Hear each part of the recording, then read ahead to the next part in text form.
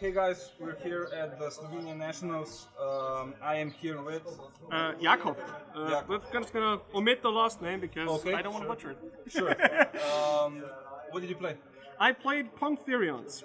Okay, nice. Any regrets?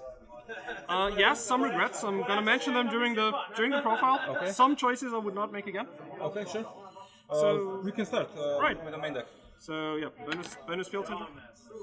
So in the main deck, there's a lot of topping lists of P.U.N.K Therion that I think are not correct because they're playing too many Therions.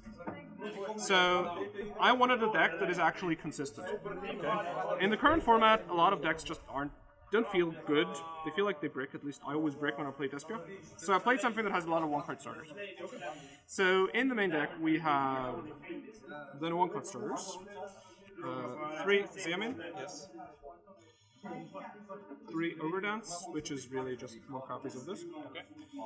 3 HLA, which is really just more copies of this.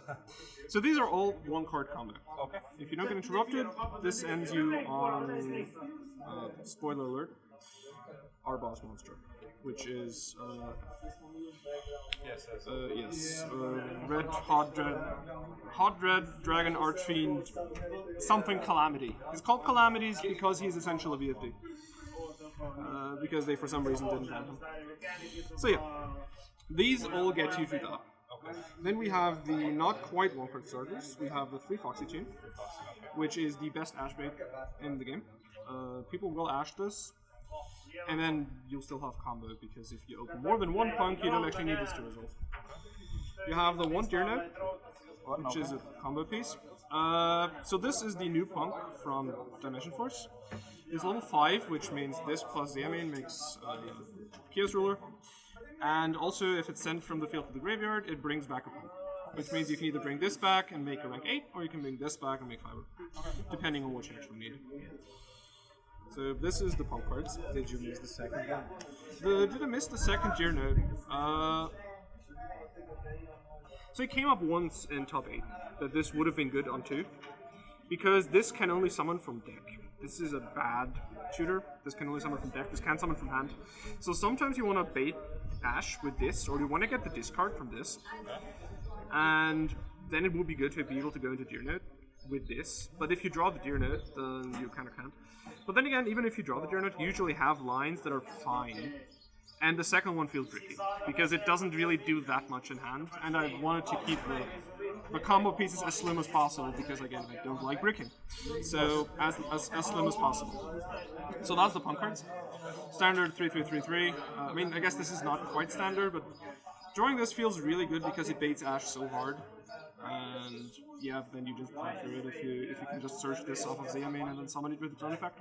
Alright, this can summon itself if you pitch another P.U.N.K from hand, which comes up a ton in combo lines. I can short combo at the end. So this is the P.U.N.K cards. Okay. Then we have the combo pieces. I don't want to call them garnets because none of these feel really that bad to draw. You need a level 1 tuner to bring off of Fiber. So we play the 1 Jet, which thankfully was freed, which is a way better target than Plague Splitter. And we need a backup piece in case this gets hit by Chaos Ruler or by Zombie Vampire. So we play the 1 Effect Veiler, again level 1 tuner. You just need some level 1 tuner to summon it if this is the best one. Then again we have level 4 target. You need a level 4 to send off of Riser, so Riser becomes level 3. This is level 1, and then the level 8 Chaos Ruler makes level 12. So you need level 4 to send. Snow is the best one because it's follow-up. We need 1 backup. We play 1 backup. Token Collector is... Sometimes it's dead, but it's just a card that works in the format. It's level 4. You can foolish hit off of Riser and not feel bad about it. Right, so that is combo pieces and backup pieces. Okay. Then Therion cards. So Therions to me feel super bricky, but they're also really good.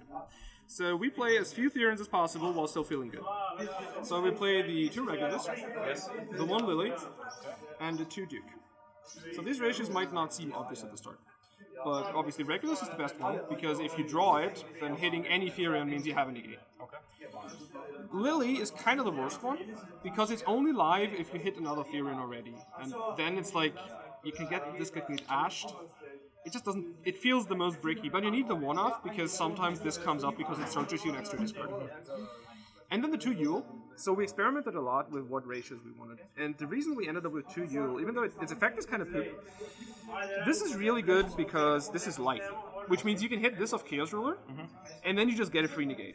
Like if you for example pitch a Regulus from Foxy Tune, and then Chaos Ruler hits this, suddenly it's a free negate. Or if you just hit 2 Therions, it's a free negate, right? Because if you hit this plus Lily, you can search Regulus. If you hit this plus Regulus, well, you get the negate, right? So this is a Therion's package. The 5 main deck Therions, the 2 field spells, only 2. This you want the second one because Lily searches it as a discard. You don't want the third one because it's the worst one to mill. Because milling these into the graveyard and then adding Yule doesn't actually make you alive, right? Because this is a spell in the graveyard. So this feels bad to mill, but yeah, you want the 2 for the search. So you kind of play 2. The ratios are a bit weird. Like we tried a lot of different ratios. 3 of these never feels good because you just break on them. They're not starters. But you want to have some numbers so you see them off of Zombie Vampire and off of Chaos Ruler. And then obviously the 3 Archetypal Forge Burial. This baits Ash like crazy. Again, you activate this and they kind of have to Ash it, because if they don't, then if you have any Therion in hand, well, their hand trap is dead. So they kind of need to Ash this. So you can just activate it if you don't have a Therion and it still baits Ash, which is nice. So yeah, pretty slim Therion lineup. Similar to the Punks, kind of slim. I don't like lists, no charge, no trap. We tried Tyrion's Cross. It makes the board slightly better if you have like the nuts, but if you have the nuts, you're probably winning anyway. So the trap just breaks. Yeah, it's a win more card and just breaks. No charge because well, I mean like we have like 5 Therions. What do you need charge for? Charge feels bad. I didn't like Orchestrated Return either. And charge is kind of like that. It's a card that you play a brick so you can unbrick your bricky hands. Just don't play it without many bricks. So we have very, very compact combo lineup, which means we can play tons of generics. So obviously one of Callby. Again, this is a kind of combo deck. So stops hand traps, really good. Then we play defensives. 3 droplet. Okay. Just breaks boards. It's like we main deck this because if we're going first, we're probably fine. It's any defensive that you draw going first is just a discard for Foxy. It doesn't really hurt the hand. Going second, this is nuts. This breaks so many boards. Damage step shenanigans are also really nice for this one-day game today. Then, yes, we play the 3 Mystic Mine. It's too good in this format, we main this. This wins you games 1 against Despia. So hard, even though like some of them are playing like back removal is out, but still. This doesn't even need to deck somebody out in this deck, because this deck just OTKs you with Access Code and Regulus while never having more than 2 monsters. So if you have 3 monsters on field, this is just Dark Lord. Yeah, nothing more to say about it really. Sword Soul, again, a lot of them are not going to end on a strong removal for this. Turn 1, at which point, again, this is just really good. Though against Sword Soul I usually side it out because, well, Blackout kind of outs it. This is mostly against Despia. This is kind of pre-siding for Despia, which is the regret I have, because I didn't see any Despias. Yeah, then hand traps, 3 Ash. I think this is obligatory. I'm really not sure why so many decks are cutting Ash. Ash is by far the best hand trap against Despia. Most Despia lists just pass if you Ash the Branded Fusion. Like, they're gonna try to bait the Ash. You're just not gonna Ash anything and then just Ash the Branded Fusion. They didn't really do that much at that point. 3 Crow. Again, pre-siding for Despia. If you have this and you're going second, you're feeling really good about yourself because, yeah, this just turns off all their interaction. Also Dark, which means it can get added of Chaos Ruler, which comes in all the time. Yep. And then, yeah, 3 Prosp. Searches everything. Really good card. Finds you combo pieces if you need them. Like if you need a Therion to make your combo hand trap proof, you search for a Therion. If you need a Punk 1-card starter, well, you have 9 1-card starters and this takes 6 cards, so pretty likely to hit one. Yep. That's the main deck. 43 cards. Pretty slim, lots of defensives. I really like it. I think too many decks are not playing generics anymore. Generics are really good. So that's 43. Then we have the tokens. 4 scapegoats and 1 World Legacy token because we're definitely playing pure World Legacy, Shadow to Taurus. I kept these in the deck box. Konami, please don't blame me. Right, so extra deck. We have the combo pieces, which is obviously fiber. Summons level 1 tuner. Can you put just here more because it's Yes, glare? yes, fiber X, yes. Okay. Summons level 1 tuner. Chaos Ruler. It's a level 8 Dark Dragon Synchro Monster that revives itself, which is what Calamities needs. So this is mandatory. The mill 5 is really good in this deck. You hit Therions with it. You can even hit P.U.N.K cards with it sometimes. Do you play the vampire? The mill 9? Yes. Zombie Vampire is the next one. Nice. You don't always make this. It depends on the matchup. It kind of feels bad to make this against Despia and Zortul because they kind of benefit from the mill 4 a lot. So usually I don't even make this anymore unless I need to. Okay. So the thing is, the combo is pretty streamlined, which means often you won't have a light and a dark in the graveyard to bring this back, at which point you need to make this. Also, this can dig for Regulus, since if you hit Regulus, you can just summon it. This also sets up the graveyard for Fairy Tale Snow, because 4 more banishes. So it can feel really good, but sometimes you also just mill 3 tennies and then you feel very sad. So, kind of conflicted about this one. Also, it lets you sometimes play when you have like only Therions in hand. I played around in Swiss where I just had 3 Therions, like 2 Therions and the Therion starter, like the Foolish, and no punks at all. And like each time I just did like Therion, chill level 8, overlay for this, and then just kind of like pray you hit a P.U.N.K card. Because all of the P.U.N.K cards can also do their thing from field, right? So Ogre Dance can send from field. Yeah. So you just do this, and you pray that you hit a P.U.N.K card, and sometimes it works. And like one game I actually won because I hit a P.U.N.K card, and then I could actually play the game. So it can come up. Yeah, obviously Shooting Riser. All decks played, like before the ban list, this deck played Formula Synchron and Plague Spreader, which is way worse than this. The second fiber kind of hurts that you don't have it anymore, but this sends Snow, which is follow-up. Can also send Token Collector if you want to make Sorcerer players cry, and turns into level 3 tuner, which lets you play Jet Synchron. And again, you need a level 3 and a level 1 tuner to make this. This has 2 tuners and 1 non-tuner dark Dragon Synchro Monster. Very specific. Thankfully, this is a non-tuner dark Dragon Synchro Monster, level 8. Very convenient. When this is special summoned, it's an optional when effect, which is very pesky. So you can't actually trigger this if you chainlink to the riser, which is annoying. It's an optional effect. You activate it, your opponent can't respond, so by the time they get to read this card, it's too late. And after this effect resolves, your opponent cannot activate cards and cannot activate effects of cards they control. It's very specific, so if your opponent doesn't read it exactly, they're going to think it's better than it is. But essentially, it prevents them from activating stuff on the field. Okay. So they can still do they can do tennies in grave. They can do like tennies in hand even. Like Sword Soul kind of plays through that pretty well. But still, it turns off most of their stuff and just kind of a turn skip against Despia. It's really good. There's other lists that play like Scythelock and TG Wonder Magician. But it feels bad. We don't do that. This is better, and if they don't read the card, or if they read it when it's too late, it feels really good. It's also 4,000 attack, and it's a Flame Wingman. So if it punches over something, it just burns. So this is just really good for pushing.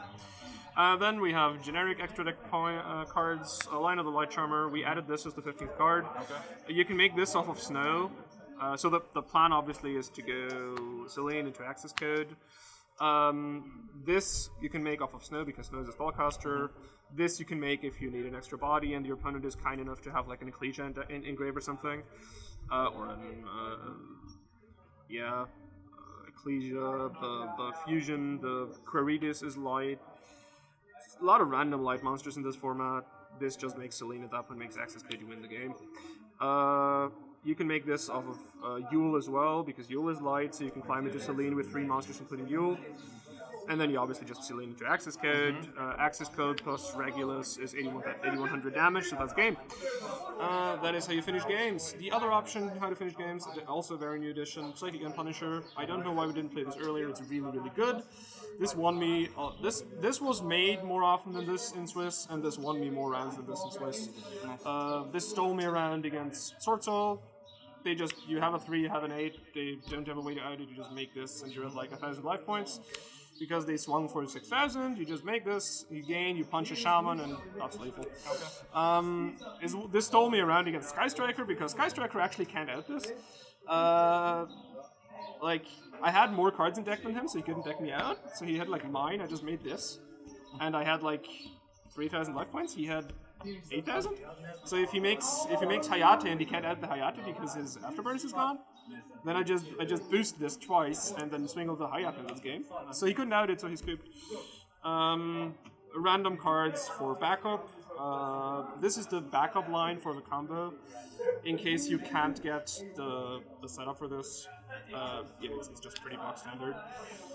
You just do Jet Synchron, Link, Ruben, Appaloosa. It doesn't feel that good, but it's 3 monster negates, plus with the Therion's field spell, it's actually really good because the Therion's field spell has a built-in battle protection, so they can't punch over this.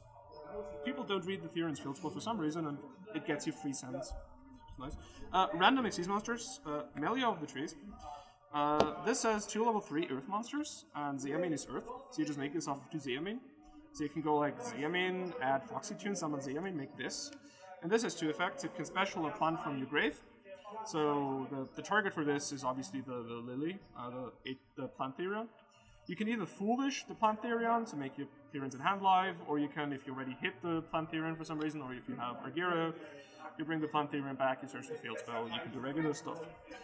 Comes up in super niche game states. I didn't regret playing it. Then we have the Wanding Girsu. Never made this. In theory, it's good because you make it off of 2 Therions. You can make it off a Chaos Ruler that comes back. It just breaks boards. Then we have the prettiest prosperity target on this side of the galaxy, Starlight Zeus, which I never actually had face up on my field the entire day. Banish this off prosperity. And the One Nightmare Unicorn in alt art because it's the best alt art. Yeah. You make this if you can make this, and it's a free removal. Multiple bunch of times, feels good. Extra deck, I wouldn't really change anything. Everything has its spot. Nice. Main deck, like, the regret in the main deck is I pre-sided for Despia and I didn't see any Despia. I played 7 rounds of Swiss, I saw 5 Sword Souls, went 4-1 against them, I saw 1 Despia and 1 Sky Striker. And in top cut I lost to Short Soul. So all of the hate for Despia that I pre-sided was kind of useless game 1. Irrelevant. Yeah. Then we have side deck. Cards for going first. We play a lot of going second cards. If we know we're going first, we don't need this. So we remove them. 2D barrier. You can chain this to everything. If your board gets outed, this just buys you a turn. If you buy a turn, you probably win the game. 3 anti-spell. These used to be backwards, it used to be 3 and 2. Then Mystic Mine won hard for it, so we figured there's a lot of Mystic Mine this tournament. We kind of lose to Mystic Mine because, well, we need to do monster effects to do things, so 3 anti-spell stops that. That is the 5 cards that we side in going first to replace the Mystic Mines, which we're not going to need, and the droplets. Then, obviously, we don't like Sword Souls, so we play the other 2 Turtle Collectors, the ones already in the main. Random card, Ghost Ogre, 1-off.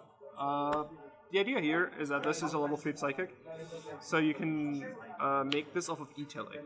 So the thought is, it didn't come up in this tournament, but it came up in testing, that if you play against like Appaloosa decks like Tri Brigade, and you activate E-Tele, and they let it resolve because they think you're just going to make a monster they can negate, you just make Ghost Ogre, and that turns off the Appaloosa, which feels really good. So 1-off that, feels good. And then we have, we kind of lose to backrow decks game 1 because, well, none of our cards really do anything against them. So we hate backrow decks and we play 3 Twin Twisters. Also out Mystic Mine. If I'm going first, I tend to side one of these in just so I don't get deck-outed. 1 Reboot. Again, we hate backrow decks. 2 Evenly, we hate backrow decks. And 15th card, the 1 Dual Terminal Natura Rose Whip. This is actually not for combo matchups. A lot of people play this for combo matchups, I think it's wrong. This is for backrow matchups, because if you have this plus Regulus against like Eldritch or against Sky Striker, they just struggle so hard to out this. Because you just put this in defense, 700 defense is pretty hard to get over for Striker. Even if they try to get over it, you have the Therion's field spell sometimes, which battle protection. And the Regulus negates effect, not activation. So if they activate a spell card, you negate the effect with Regulus, then the trigger rolls up says they can't activate another one, which is really good and makes Eldritch players and Skystriker players kind of suffer. Never came up in this tournament. The only way this came up is in the Striker matchup. It's a plant, so this is a target. The only target we play for Lily, the Therion's plant. But yeah, it came up as that once. It never came up for its actual spectra. Side deck feels really natural to side. I wouldn't change anything. Okay. The ratios are kind of like designed to fit. Like if you're playing against Sword Soul, you side out 7 cards, which is the 3 drop plus the 3 mines and the 1 snow because you're always sending this, and then you side these 7 in. Feels really natural. Okay. If you go second, you're siding in the Evenlies. You're siding in the Token Collectors, and you're siding at the Mystic Mines in the Snow, because Snow feels bad to draw. So, yeah, feels really natural. Would not change. And yeah, that's it. Okay, 15 side, 15, and 43. Thank you very much. Congrats on your top. Yeah, that's it. Any Yep. shoutouts? Yes, shout out to my favorite Bulgarian, who's not actually from Bulgaria, for actually pointing this deck out to me. I started testing it because he kind of felt he wanted to play it for our Nats, for Austrian Nats. He ended up playing it, he didn't end up topping sadly, but that's why I started testing this and it feels really good, so shout outs. And yep, that's it. Okay, thank you, Jakob. And congrats again. Bulgarian, even.